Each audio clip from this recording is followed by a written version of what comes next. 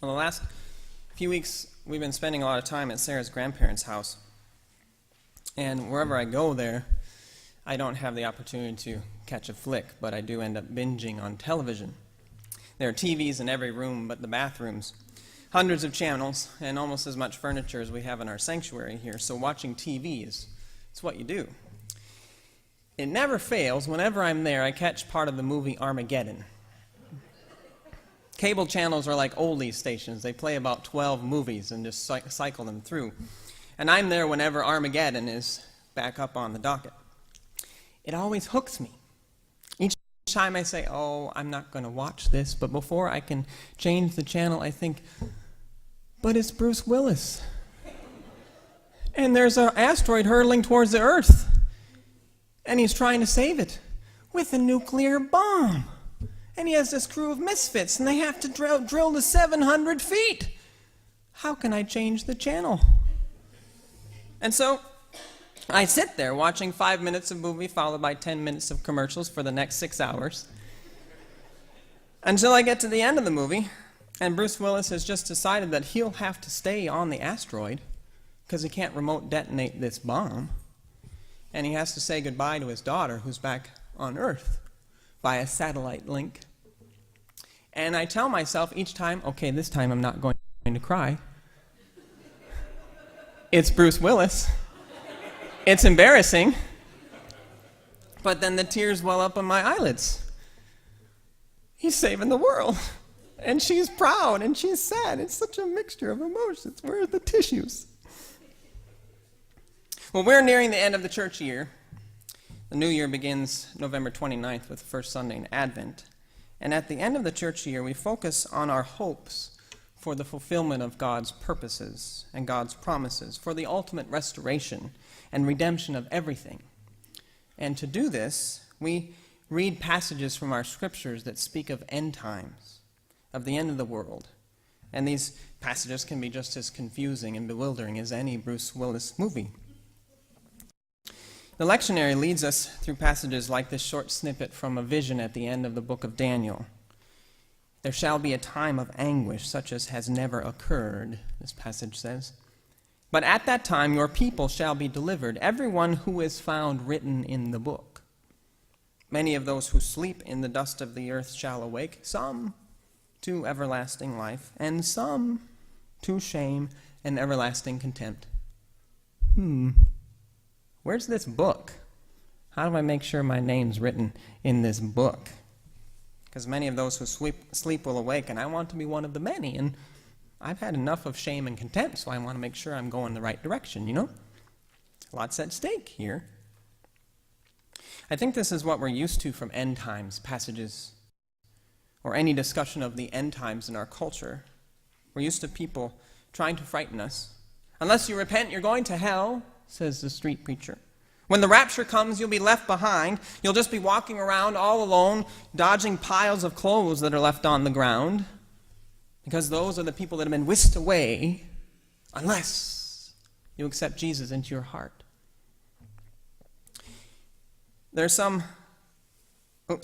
our first question after that is, do you know where you'll spend eternity, like the bumper sticker?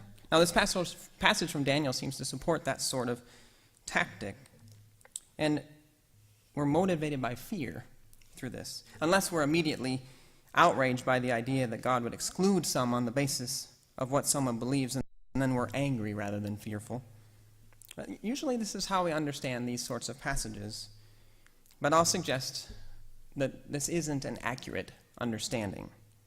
Though the biblical writers are not above using fear as a motivator, their primary aim with end times passages is instilling hope. They really want to instill hope. And we may be able to see this by walking through the gospel passage and thinking about its context. In our gospel passage for today, the disciples are on their first trip to the big city, apparently. They say, well, golly, Jesus, look at all these big buildings. And what big stones they have. I've never seen anything like it in my life.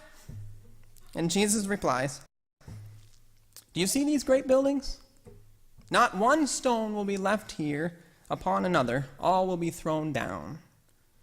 And then they sit together on the Mount of Olives looking at the temple across the way, and the disciples ask, well, tell us, Jesus, so when will all this be?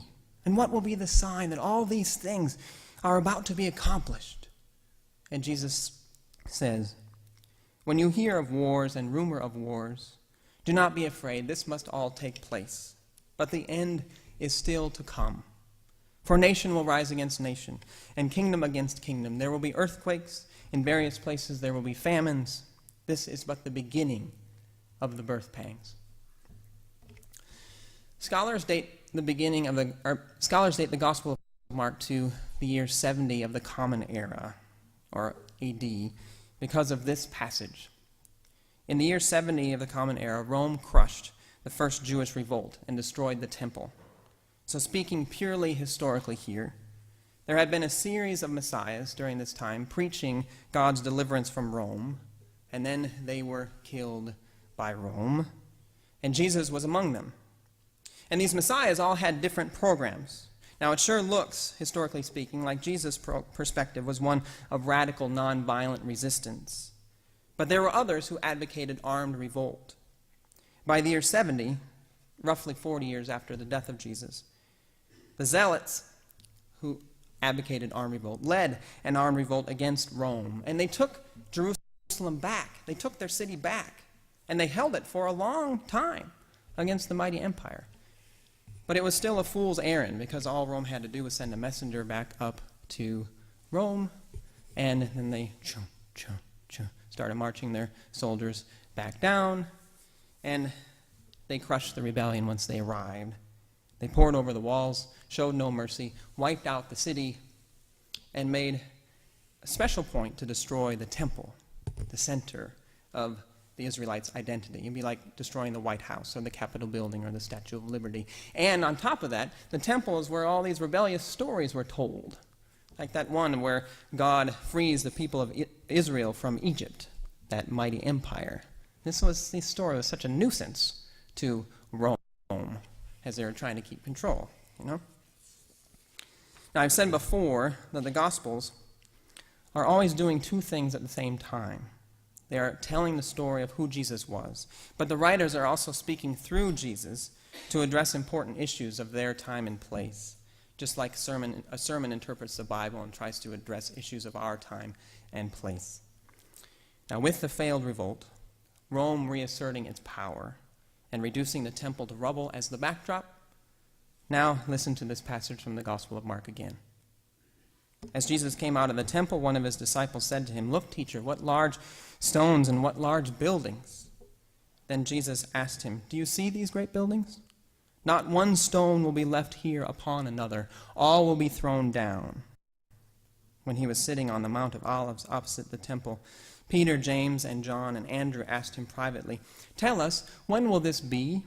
And what will be the sign that all these things will be accomplished?" Then Jesus began to say to them, "Beware that no one leads you astray. Many will come in my name and say, 'I am he,' and they will lead many astray. When you hear wars and rumor of wars, do not be alarmed. This must take place, but the end is still to come. For nation will rise against nation, and kingdom against kingdom. There will be earthquakes in various places. There will be famines. This is but the beginning of the birth pangs." So in the first century, the Israelites believed that God was going to turn the world upside down and make things right, throw the oppressors off their backs, and restore Israel and restore everything to the way God wanted it to be. And those who followed Jesus were proclaiming that this cleanup of the world had started with the resurrection. Now imagine the confusion and the disappointment when a promising revolt had been crushed and Rome had destroyed the city and the temple and tightened its grip. It sure seemed like things were going well, like they were making progress, like God was on their side, but now they were worse off than they were before.